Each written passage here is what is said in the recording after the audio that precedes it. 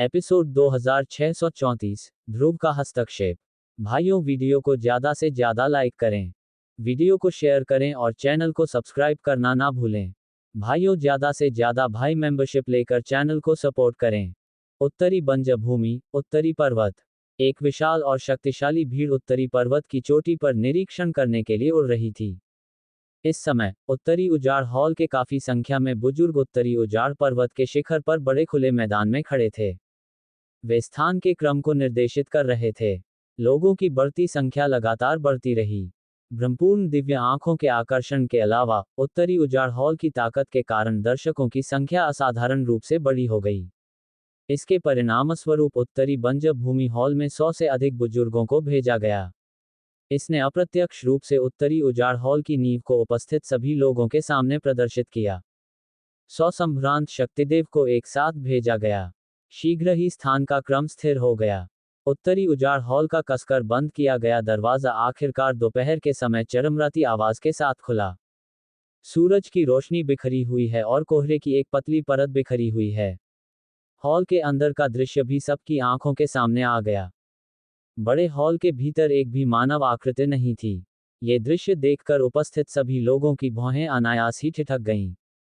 इस बार उत्तरी उजाड़ हॉल में आने का उनका उद्देश्य पौराणिक भ्रमपूर्ण दिव्य आंखों और उत्तरी उजाड़ हॉल के हॉल प्रमुख हरिओम को व्यक्तिगत रूप से देखना था। आखिरकार ये दोनों वर्तमान उत्तरी बंजर भूमि में बेहद प्रसिद्ध थे। ऐसे अनगिनत लोग थे जो उन्हें देखना चाहते थे, लेकिन बहुत कम लोगों ने वास्तव में उन्हें देखा था। ऐसा इसलिए था क्योंकि कुछ लोगों के अलावा, जो हरिओम के अधीन होने और उसके अधीनस्थ बनने के इच्छुक थे, जिन लोगों ने उसे देखा था, उनमें से अधिकांश को हरिओम ने बेरहमी से मार डाला था। इसलिए उत्तरी बंजर भूमि में एक कहावत थी कि जिसने भी हरिओम को देखा था वह या तो एक कमीना था या एक लाश था। हालांकि ऐसे कई लोग थे जो अडिग थे, ऐसे भी कई लोग थे जिन्होंने इस दुनिया में एक अपमानजनक अस्तित्व को बाहर निकाला। ये भी एक कारण था कि उत्तरी बंजर भूमि हॉल पिछले कुछ वर्षों में तेजी से विकसित होने में सक्षम रहा। हालांकि उत्तरी बंजर भूमि में कई पुराने दल थे जो पहले से ही उत्तरी बंजर भूमि हॉल से असंतुष्ट थे, बाद की महान ताकत के कारण कई गुटों ने चुप रहना चुना। इस तरह की खामोशी ने निस्संदेह उत्तरी उजाड़ हॉल को एक मौका दिया। यदि उन्हें विकास जारी रखने की अनुमति दी गई, तो संभावना है कि उत्तरी बंजर भूमि में शेष पुराने दल 10 साल से भी कम समय में उनके द्वारा निगल लिए जाएंगे। हालांकि इस विकास को अब तक कोई नहीं रोक पाया। परिणामस्वरूप आज ये दृश्य उत्पन्न हुआ। जो योद्धा चौक के चारों ओर एकत्र हुए थे, उन्होंने खाली हॉल को देखकर भौहें चढ़ा लीं। वे आश्चर्यचकित हुए बिना नहीं रह सके कि क्या तथाकथित भ्रामक आत्मा शिष्य वास्तव में अस्तित्व में था। उत्तरी उजाड़ हॉल के हॉल मास्टर हरिओम कहाँ थे? क्या तुम मुझे ढूंढ रहे हो? हालांकि जैसे ही हर कोई अपने दिलों में संदेह महसूस कर रहा था, अचानक आकाश से एक धीमी हंसी फूट पड़ी। उसी समय चौराहे के बीच में अचानक ब्रोकेड वस्त्र पहने एक व्यक्ति हवा में दिखाई दिया। जैसे ही वह प्रकट हुआ, उसके शरीर से अचानक एक विशाल और शक्तिशाली शक्ति निकल पड़ी। पलक झपकते ही इसने उत्तरी पर्वत की पूरी चोटी को अपने आगोश में ले लिया। एक भयानक शक्ति ने उपस्थित सभी लोगों को घेर लिया। भयावह शक्ति के कारण सभी की अभिव्यक्ति में भारी परिवर्तन आ गया। इस दबाव से कुछ कमजोर लोग उत्तरी पर्वत की तलहटी में दब गए।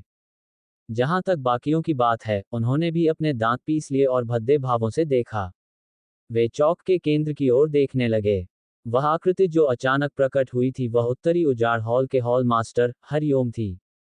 हालांकि उनका ये कदम वास्तव में किसी को चोट नहीं पहुंचा सका, लेकिन इसने लोगों के इस समूह के लिए एक बड़े निवारक के रूप में काम किया। एक बार जब वे लौट आएंगे, तो यह निस्संदेह उनकी प्रतिष्ठा को बढ़ावा देगा। वह एक अच्छा इंसान नहीं था, इसलिए उसे अपनी प्रतिष्ठा स्थापित करने की जरूरत नहीं थी। उसे केवल उत्तरी जंगल में हर किसी को उससे डराने की जरूरत थी। तभी वह अन्य गुटों को अधिक तेजी से और स्थिरता से निगलने में सक्षम होगा। उन्हें शारीरिक आघात देने से बेहतर था कि उन्हें दिल की गहराइयों से दबा दिया जाए। उस समय स्वाभाविक रूप से ऐसे लोग होंगे जो उनकी शरण लेने की पहल करेंगे। आज की घटना में वह न केवल लड़की की भरपूर्ण दिव्य आंखों को जब्त करना चाहता था, बल्कि वह अपनी भयानक प्रतिष्ठा भी बढ़ाना चाहता था। थोड़ी देर के बाद, जब हरिओम को वह परिणाम मिला जो वह वास्तव में चाहता था और दर्शकों के चेहरे पर भय की झलक देखी, तो उसने अपने चेहरे पर एक संतुष्ट मुस्कान के साथ अपनी शक्ति वापस ले ली। फिर वह मुद्दे पर आ गया। हर कोई, मुझे यकीन है कि आप सभी मेरे उत्तरी पर्वत पर आए हैं क्योंकि आपने ब्रह्मपूर्ण दिव्य आंखें के बारे में सुना है। मैं ये भी जानता हूं कि आप में से ज्यादातर लोग ब्रह्मपूर्ण दिव्य आंखें के लिए यहाँ आए हैं। चूंकि मामला यही है, मैं तुम्हारी इच्छा पूरी करूंगा। जैसे ही उसने बोलना समाप्त किया, हरिओम ने अपना हाथ हिलाया। फिर एक आकृति अचानक कहीं से प्रकट हुई और हरिओम ने उसका गला पकड़ लिया। जब सभी ने ऊपर देखा, तो उन्होंने देखा कि एक खूबसूरत युवा लड़की हरिओम के हाथ में थी। उसे अपनी आंखें खोलने के लिए मजबूर होना पड़ा, जिससे एक जोड़ी रंगीन आंखें सामने आ गईं। हालांकि उस समय लड़की की शक्ति कमजोर थी, लेकिन उसकी खूबसूरत आंखों की जीवंत रोशनी कभी फीकी नहीं पड़ी। ये ब्रह्मपूर्ण दिव्य आंखें हैं। बहुत खूब। देखते ही देखते भीड़ में हंगामा मच गया। जब उन्होंने लड़की की खूबसूरत आंखों को देखा तो असंख्य निगाहें आश्चर्य से भर गईं। उनके दिल में आग उठने से न रह सकी। इसके तुरंत बाद हरिओम ने लापरवाही से लड़की के नाजुक शरीर को नियंत्रण से बाहर कर दिया। जैसे ही वह जमीन पर गिरने ही वाली थी, अचानक दूर से एक आकृति प्रकट हुई और उसने लड़की के गिरते हुए शरीर को अपने शरीर से पकड़ लिया। आकांक्षा। जिस व्यक्ति ने आकांक्षा को पकड़ा वह उसका भाई देवराज था। बाद वाले को हरिओम ने आकांक्षा के साथ मिलकर पकड़ लिया था। उसका उद्देश्य आकांक्षा को स्वेच्छा से अपनी आंखें सौंपने के लिए मजबूर करना था। तभी हरिओम के शोधन का प्रभाव सही होगा। अन्यथा, अगर थोड़ी सी भी खामी होती, तो ये भविष्य में अप्रत्याशित घटनाओं का कारण बन सकती थी। ये वह परिणाम नहीं था जो हरिओम देखना चाहता था। भाई, आकांक्षा की शक्ति कमजोर थी क्योंकि वह कराह रही थी।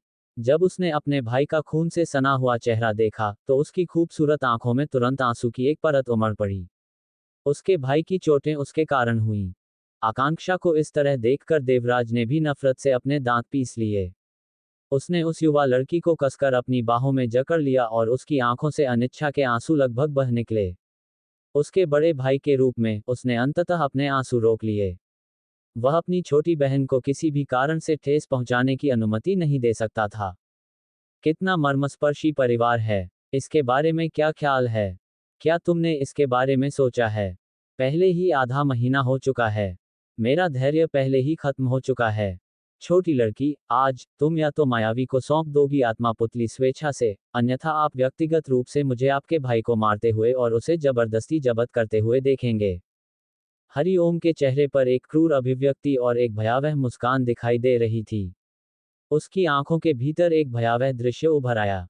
ये कल्पना करना कठिन था कि यदि ऐसे व्यक्ति को ब्रह्मपूर्ण दिव्य आंखें रखने की अनुमति दी गई तो ये कितना भयानक होगा। आकांक्षा, आपको इसके लिए सहमत नहीं होना चाहिए। भले ही आप इसके लिए सहमत हों, फिर भी हम मौत से बच नहीं पाएंगे। जब तक आप सहमत नहीं होंगे, वह निश्चित रूप से आपके साथ कुछ भी करने की हिम्मत नहीं करेगा। टकराना। दबी हुई आवाज के साथ देवराज का शरीर तुरंत अनियंत्रित होकर उड़ गया। हर जगह खून बिखरा हुआ था और उसकी शक्ति तुरंत निचले स्तर तक गिर गई। उसी समय आकांक्षा को एक बार फिर हरिओम ने उदास चेहरे के साथ उठा लिया। आप वास्तव में एक टोस्ट लेने से इनकार करते हैं, जिसके लिए आपको मजबूरन ज़ब्त पीना पड़ता है। मुझे बताएं, क्या आप इच्छुक हैं या नहीं? एक उग्र फटकार के साथ हरिओम ने अपना भयानक चेहरा आकांक्षा की ओर कर दिया और उसकी आंखों में एक ठंडा जानलेवा इरादा उभर आया। हरिओम द्वारा उठाए जाने पर आकांक्षा बेहद भयभीत थी। उसने अवचेतन रूप से संघर्ष किया और अपना सिर हिलाया। हरिओम ने तुरंत गुस्से से चिल्लाया। जो हाथ लड़की की गर्दन दबा रहा था वह थोड़ा कस गया। उसी समय उसके दूसरे हाथ ने अपनी आस्तीन को जोर से लहराया और एक शक्तिशाली शक्ति किरण अचानक देवराज की ओर निकल गई। केवल इसी क्षण आकांक्षा को होश आया। उसने झट से सिर हिलाया और आशा की कि सामने वाला व्यक्ति उसके भाई को जाने देगा। दुर्भाग्य से, सब कुछ बहुत देर हो चुकी थी।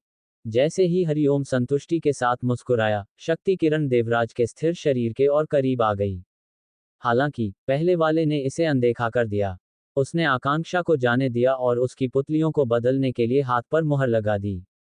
लेकिन इस वक्त, टकराना। शक्ति किरण जो देवराज के सामने पहले ही आ चुकी थी, अचानक चौक में प्रकट हुई एक अन्य शक्ति द्वारा तुरंत नष्ट कर दी गई। चौक पर धुआं और धूल फैल गई। काले लिबास में एक युवक चौक के बीचों बीच सीधा खड़ा था। उसके पीछे देवराज था जो शक्ति किरण द्वारा लगभग मारा गया था। उसके चेहरे को देखकर ध्रुव के अलावा और कौन हो सकता है? भाइयों, वीडियो को ज्यादा से ज्यादा लाइक करें। वीडियो को शेयर करें और चैनल को सब्सक्राइब करना ना भूलें।